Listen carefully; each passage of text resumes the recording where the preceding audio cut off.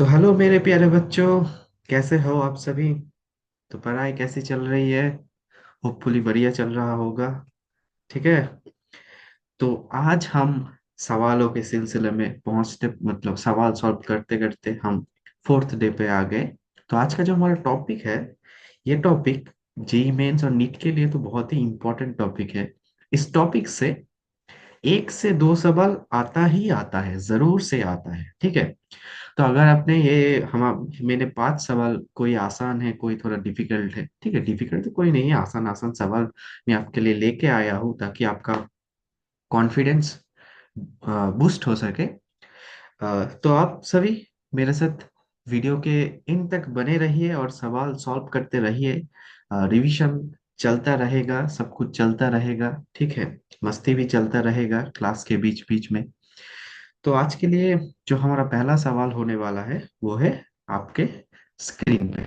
आप एक बार पहले तो सभी सवालों को एक बार एक झलक देख लो। तो ये था पहला सवाल। ये है मेरा दूसरा सवाल आज का। उसके बाद का सवाल है ये। ठीक है। उसके बाद का सवाल है ये। और जो हमारा आज का आखिरी वाला सवाल होने वाला है वो है ये। और उसके बाद तो थैंक यू, रोज की तरह आपको मिलेगा।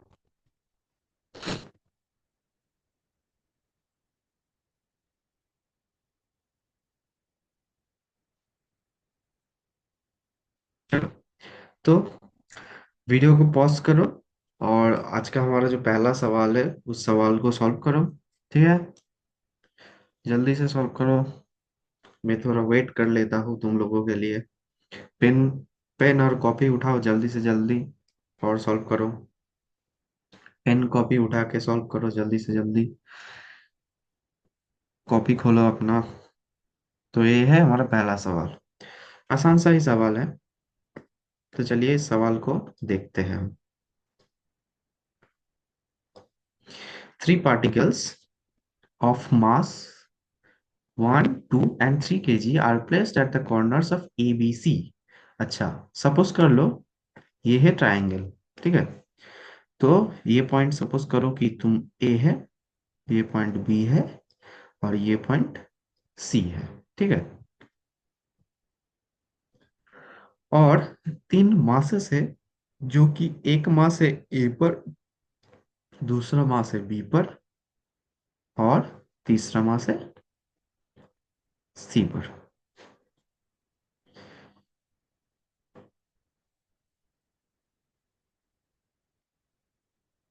हाँ, तो तीसरा मास है सी पर।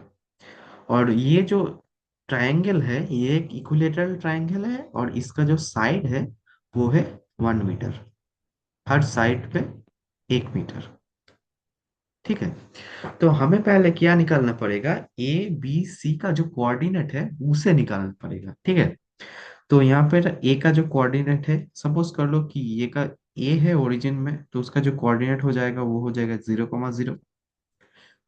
सी का जो कोऑर्डिनेट होगा, सी का जो कोऑर्डिनेट है वो क्या हो जाएगा, ये y 0 है और x का क्या हो जाएगा, x का हो जाएगा 1,0। ठीक है। अब b का कोऑर्डिनेट हमें निकालना पड़ेगा। b का कोऑर्डिनेट निकालने के लिए हमें ये हाइट निकालना पड़ेगा। ये ट्रायंगल का जो हाइट है वो निकालना पड़ेगा। तो ट्रायंगल का जो हाइट है वो निकालने के लिए हमें क्या करना पड़ेगा, हमें पिथागोरस थ्योरम अप्लाई करना पड़ेगा। ये देखो, ये जो ट्रायंगल है मतलब ये जो ट्रायंगल है, ये ट्रायंगल में हमें पिथागोरस थ्योरम लगाना पड़ेगा। जो कि इसका जो बेस है उसका लेंथ कितना होगा, तो उसका लेंथ होगा 1 मीटर डिवाइडेड बाई 2, क्योंकि ये पूरा बीच में होगा। ठीक है। तो इसका जो बेस होगा वो होगा हाफ और इसका जो हाइपोटेन्यूज होगा वो होगा 1। तो हमें हाइट निकालना पड़ेगा। तो hypotenuse square equal to height का स्क्वायर प्लस होता है बेस का स्क्वायर। यहाँ पे जो बेस का स्क्वायर होगा मतलब हाइपोटेन्यूज तो 1 है, तो हाइट का स्क्वायर कितना होगा, प्लस बेस का स्क्वायर होगा 1/4। तो हाइट कितना आ जाएगा, हाइट आ जाएगा 1 - 1/4 रूट ओवर। तो ये कितना आ जाएगा, root over of 3/2, sorry, root के बाहर जब निकल जाएगा तो कितना होगा, 2 हो जाएगा। मुझे लगता है ये आंसर जो है ये गलत है, फिर भी हम देखते हैं कि आंसर क्या निकल के आता है, ठीक है। तो पहले चेक कर ले एक बार, ठीक है। मुझे लग रहा है कि आंसर गलत होगा, सही भी हो सकता है, चलो कैलकुलेट करके निकालते हैं। तो ये आ गया बी का भी कोऑर्डिनेट। तो बी का कोऑर्डिनेट कितना आया, बी का एक्स में, एक साइड में कितना है, एक साइड में है 0.5 मतलब हाफ, और जो वाई के साइड में है वो कितना है, वो है √3/2, ठीक है। अब जो हमारा सेंटर ऑफ मास का जो फॉर्मूला होता है वो क्या होता है, वो होता है XCOM equal to X1M1 plus X2M2 plus X3M3 upon M1 plus M2 plus M3, ठीक है। तो जो XCM आ जाएगा वो कितना आएगा, पहला जीरो है, 0 × 1 प्लस X2 कितना है, X2 है हाफ, हाफ इंटू 2 प्लस जो 3 है वो कितना आ जाएगा, वो आ जाएगा 1 × 3 अपॉन 3 मासेस का सम, वो कितना आ जाएगा, 6 आ जाएगा। तो ये जो आ जाएगा एक्सियम आ जाएगा, वो आ जाएगा 1 + 3/6 इक्वल टू 2/3। तो हमारा एक्सियम जो आ गया वो आ गया ये। अगर कोई गलती कर दूं मैं तो हमें, मुझे बता देना, ठीक है।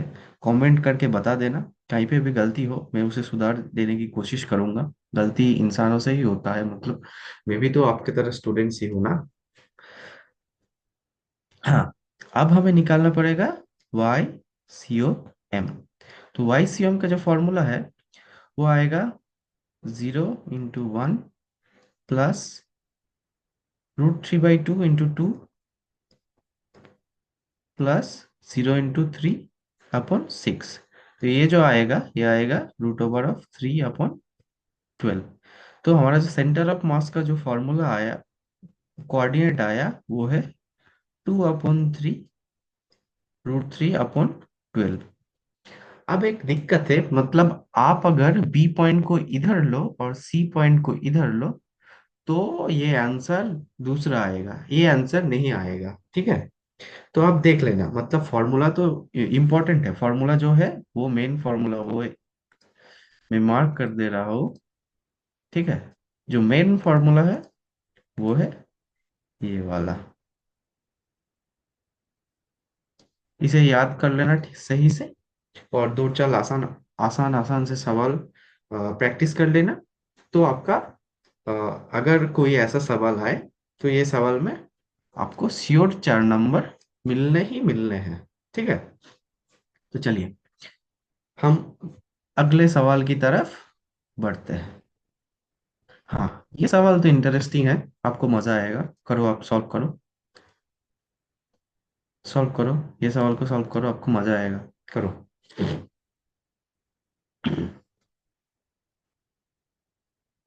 हाँ, सॉल्व करो। आप विजिट कर सकते हैं मेरे बनाए हुए वेबसाइट पे, जो कि है sinzo.co.in। और ये सिंजो का फुल फॉर्म जो है वो है scientific innovations nurturing zenith opportunities, ठीक है। जो कि स्टूडेंट्स के लिए, मतलब एक एजुकेशन कम्युनिटी क्रिएट करने की कोशिश कर रहा हूँ मैं, जो स्टूडेंट्स को अपॉर्चुनिटीज प्रोवाइड करता है, उनको फ्री की काउंसलिंग भी देता है। अभी तो एक एकदम मतलब एकदम स्टार्ट फेज में है, ठीक है। हाँ, तो चलो, सवाल पढ़ लिया आप लोगों ने। तो बुलेट ऑफ 20 ग्राम, तो ये बुलेट का जो वेट है वो है 20 ग्राम, is travelling horizontally with the speed of, ये क्या हो गया, ये क्या हो गया,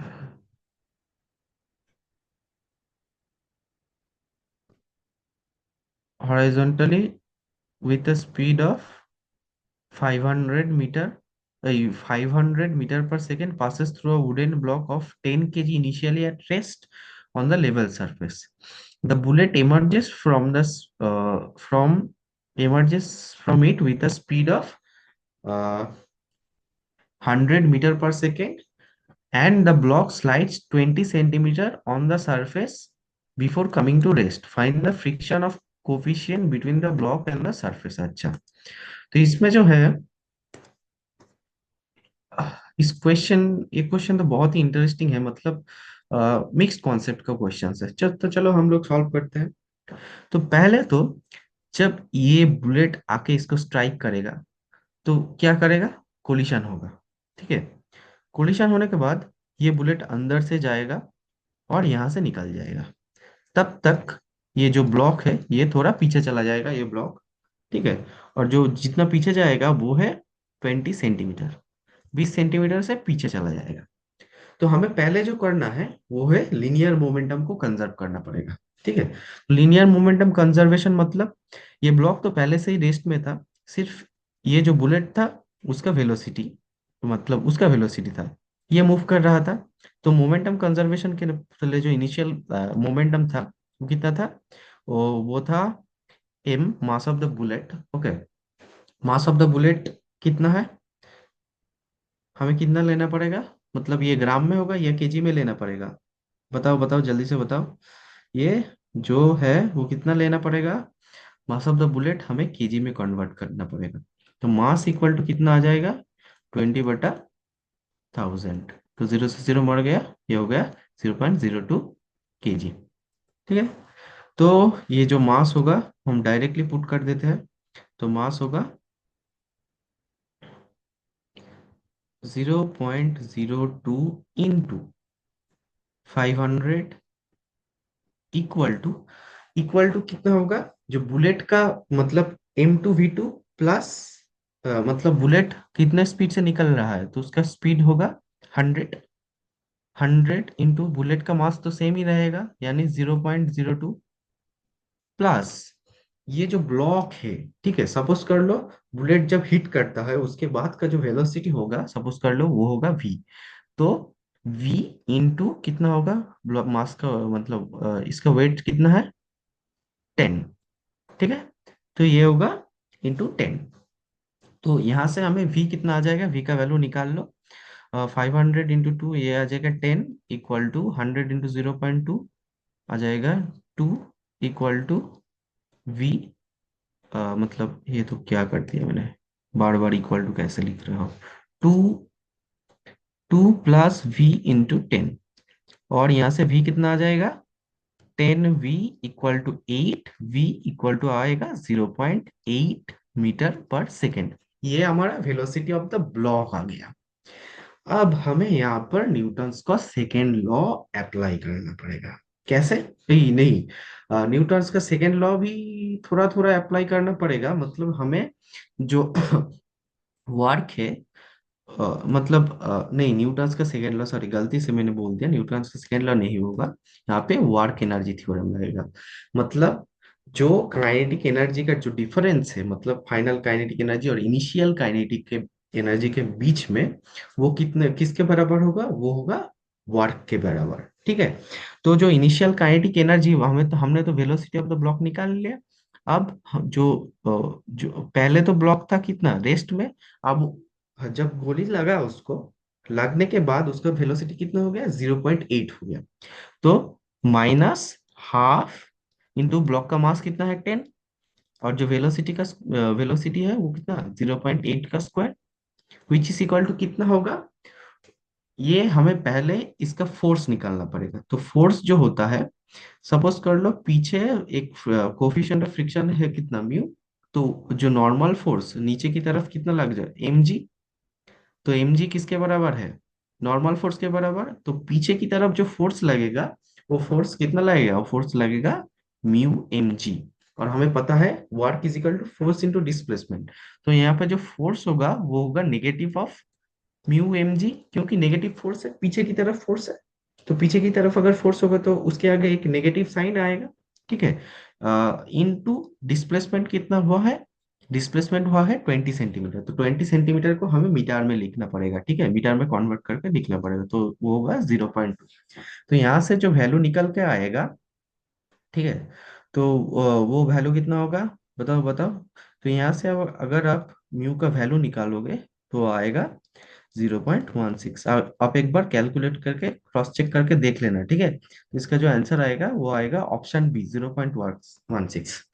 इसका कॉन्सेप्ट को आपको आ गया शायद, मतलब अच्छे से आ गया। अगर अच्छे से नहीं आया तो वीडियो को थोड़ा रिवाइंड करके और एक बार देखो। और अगर मैंने कहीं कहीं पर भी कॉन्सेप्ट में गलती से कुछ भी बता दिया, क्योंकि मुझे मुझे तो हिंदी प्रॉपरली नहीं आता, मतलब ठीक है, फिर भी मैं कोशिश करता हूँ हिंदी में पढ़ाने के लिए, ठीक है, मेरा हिंदी उतना अच्छा नहीं है, तो आप एक बार चेक कर लेना, ठीक है, चेक कर लेना, और अगर कुछ गलती हो जाए तो नीचे कमेंट में जरूर बता देना, ठीक है। तो चलो हम अगले सवाल की तरफ बढ़ते हैं। तो ये जो अगला सवाल है आपके सामने है, देखो।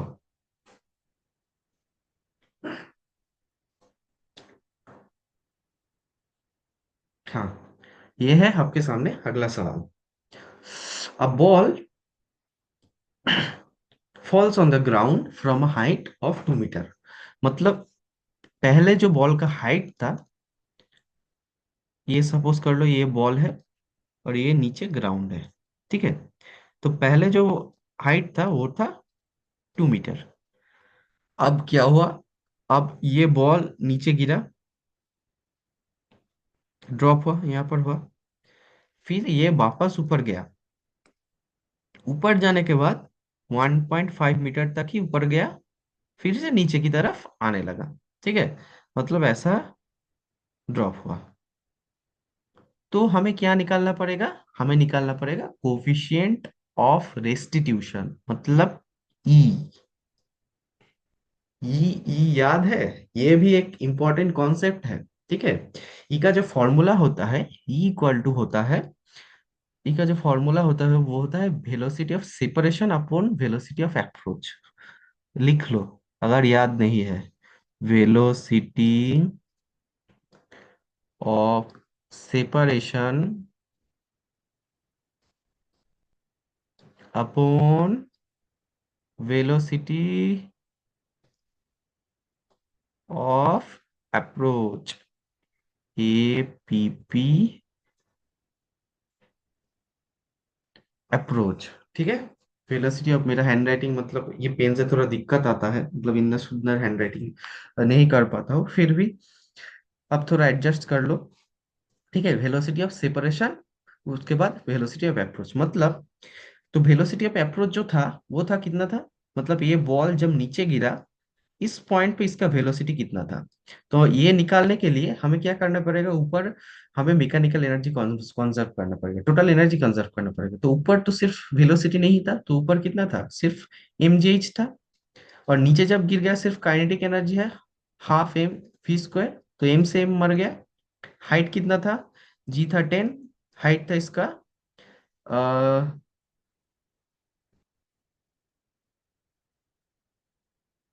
जी था 10, और हाइट था इसका 2 मीटर,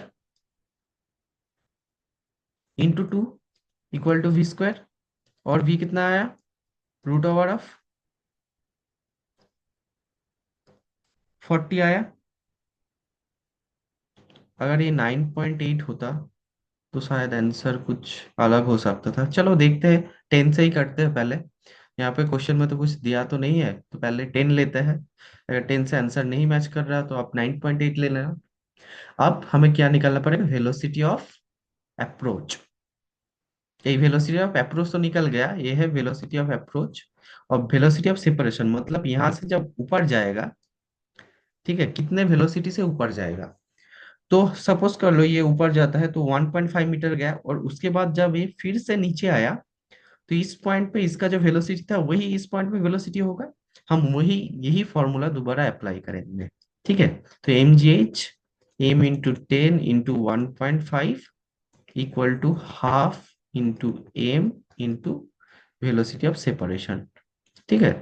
तो यहाँ से वेलोसिटी ऑफ सेपरेशन आया कितना, root over of 10 into 1.5 into 2।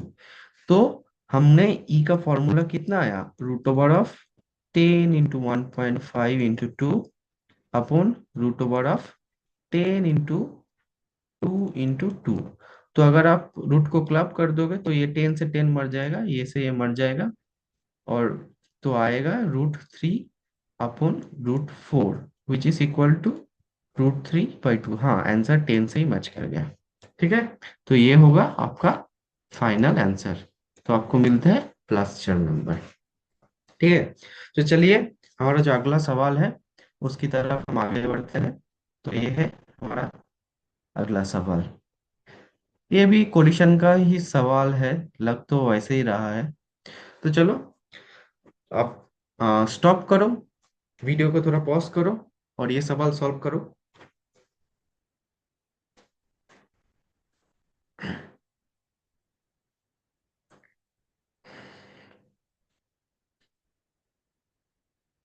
ये टिंग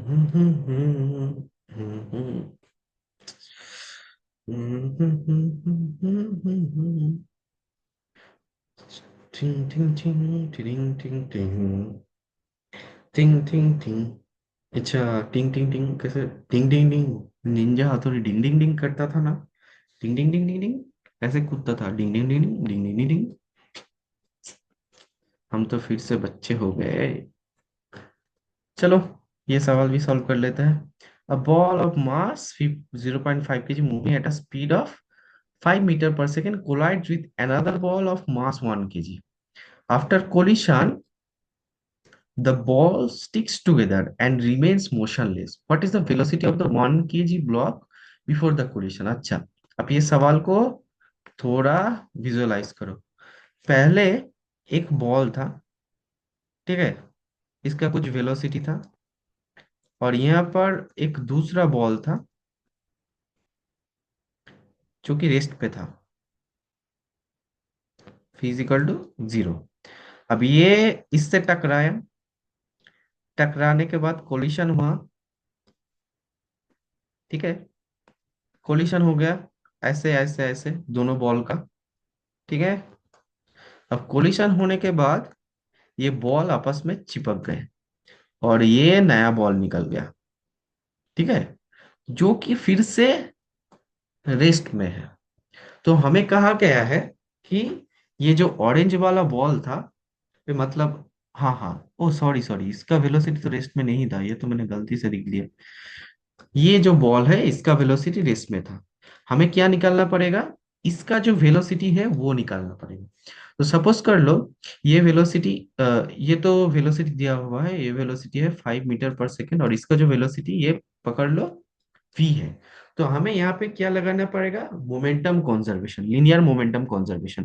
तो हमें पहले इनिशियल मोमेंटम निकालना पड़ेगा। तो इनिशियल मोमेंटम कितना है, 0.50 × 5 इसका मोमेंटम हो गया, प्लस ये जो ऑरेंज वाला बॉल है इसका मोमेंटम कितना होगा, v × 1 = m1 + m2। मतलब जब m1 + m2 क्यों होगा, क्योंकि ये दोनों बॉल मिल गए हैं तो इसका वेट जो है वो भी ऐड अप हो जाएगा, ठीक है। तो यहाँ पर कितना होगा, m1 + m2 का वैल्यू कितना होगा, वो है 0.5 + 1, तो 1.5 kg इंटू इसका जो वेलोसिटी कितना है, यहाँ पर कहा गया है sticks together and remains motionless, मतलब इसका जो वेलोसिटी है वो 0 हो गया। ठीक है, तो इस साइड पे जो वैल्यू आएगा वो 0 आ जाएगा। तो यहाँ से कैलकुलेट करते हैं, यहाँ से कितना है 2.5 प्लस v = 0, तो v क्या आया, v आया -2.5। ठीक है, ये माइनस क्या है, मतलब ये जो रेड वाला बॉल है ये इस तरफ मूव कर रहा था, और ये जो ऑरेंज वाला बॉल है वो उसके ऑपोजिट डायरेक्शन में मूव कर रहा था। ये जो माइनस है ये इसको सिग्निफाई करता है, ठीक है। अब शायद से समझ गए होंगे। हाँ, तो हमारा जो आंसर है वो है ऑप्शन ए। तो आपको मिलता है +4। आपको एक थम्स अप अगर आपने ये सवाल कर दिया। चलो नेक्स्ट सवाल की तरफ हम आगे बढ़ते हैं। हमारा लास्ट एंड फाइनल सवाल फॉर टुडे। सॉल्व कर लो जल्दी जल्दी से, सॉल्व करो जल्दी जल्दी से, सॉल्व करो, सॉल्व करो, सॉल्व करो, सॉल्व करो। सॉल्व करो, सॉल्व करो, सॉल्व करो, सॉल्व करो, सॉल्व करो, सॉल्व करो। चलो, अब मैं कोशिश करता हूँ, शायद से आप लोगों ने ये सवाल सॉल्व कर लिया। आप देख लो, अगर हो गया है तो आपको आंसर को मैच कर लो, अगर आपको नहीं हुआ है तो आप कॉन्सेप्ट को सीख लो अच्छी तरह से। अगर आप एक बार में नहीं समझते तो ये वीडियो और एक बार देखो। अगर फिर से समझ में नहीं आया तो YouTube पे बहुत सारा फ्री कंटेंट है, आप एक बार इस चैप्टर को रिवाइज कर लो, बुक से थोड़ा पढ़ लो, थोड़ा प्रीवियस ईयर्स का कोई भी क्वेश्चन उठा के कर लो, ठीक है। सो यहाँ पे जो सवाल है वो है, two blocks of masses 10 kg and 20 kg are placed on X axis, ठीक है। एक्स एक्सिस पे दो मासेस को रखा गया है। The first mass is moved on the axis by distance of 2 centimetre, by what distance should the second mass be move to keep the position of the centre of mass unchange. तो हमें सिर्फ यहाँ पे जो information दिया गया है वो सिर्फ दो मासेस का वेट है, और सिर्फ यही कहा गया है कि पहला वाला जो मास है वो सिर्फ 2 सेंटीमीटर से सरकाया गया है, मतलब थोड़ा शिफ्ट किया गया है। तो सेकेंड वाला मास का कितना शिफ्ट करना पड़ेगा ताकि जो सेंटर ऑफ मास है वो वहां से उस पोजीशन में ना हिले, मतलब उस पोजीशन से ना हिले। तो हमारा जो फॉर्मूला है सेंटर ऑफ मास का वो कितना है, X C O M equal to x1 m1 plus x2 m2 by m1 plus m2। अब जब एक्स एक्सिस पे रखा गया है तब y का वैल्यू तो हमेशा ही 0 होगा, इसलिए हम y का वैल्यू निकालने की कोई जरूरत नहीं है, सिर्फ x का वैल्यू निकालने से ही चल जाएगा। तो यहाँ पे हमें तो x कितना पता नहीं है, ठीक है। तो हम क्या करेंगे, हम ये अप्लाई करेंगे कि एक्सियोम सपोज कर लो 0 में है, मतलब एक्सियोम सपोज करो कि ओरिजिन में है, ठीक है। तो पहले अगर एक्सियम ओरिजिन में है तो बस मतलब 2 सेंटीमीटर शिफ्ट करने के बाद भी वो ओरिजिन में ही रहेगा, मतलब वो 0 में ही रहेगा। तो हम एक्स का वैल्यू 2 पुट कर देंगे, ठीक है। तो एक्स का वैल्यू 2 × 10 प्लस x2 का वैल्यू हमें पता नहीं, इंटू 20/30 इक्वल टू 0। तो ये कितना आ जाएगा, 20 × 10 प्लस x2 × 20 इक्वल टू 0 आया। और यहाँ से जो वैल्यू निकल के आएगा वो आएगा कितना, कुछ गलती कर दिया हमने। अच्छा, डिस्टेंस बाय 2 सेंटीमीटर, अच्छा अच्छा। तो डिस्टेंस बाय 2 सेंटीमीटर है। हाँ, 2 सेंटीमीटर हो गया। हाँ, तो x2 कितना आया, x2 आया 10। तो कुछ गलती लग रहा है, आंसर मुझे चेक करना पड़ेगा एक बार, पीडीएफ में कुछ गलती है कि नहीं, पीडीएफ में कुछ गलती है कि नहीं मुझे एक बार चेक करना पड़ेगा। रुक जाओ, रुक जाओ, रुक जाओ, रुक जाओ।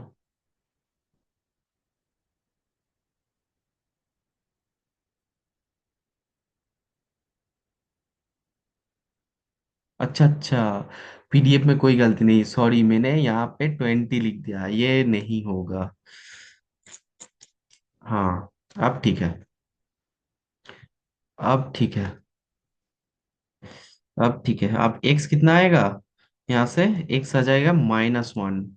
देखो, so 20 is equal to -x2 into 20, 20 मर गया, x2 कितना आया -1। मतलब ये जो सेकेंड वाला मास है वो हमें -1 से शिफ्ट करना पड़ेगा। मतलब अगर सब अपोज सपोज कर लो कि आप जो 10 kg वाला मास है वो आप 2 सेंटीमीटर राइट साइड पे शिफ्ट करते हो, तो हमें जो 20 kg वाला मास है वो हमें -1 से शिफ्ट करना पड़ेगा। और सपोज कर लो अगर जो 10 kg वाला मास है वो -2 से शिफ्ट करते हो, तो हमें x2 का वैल्यू +1 से शिफ्ट करना पड़ेगा, ठीक है।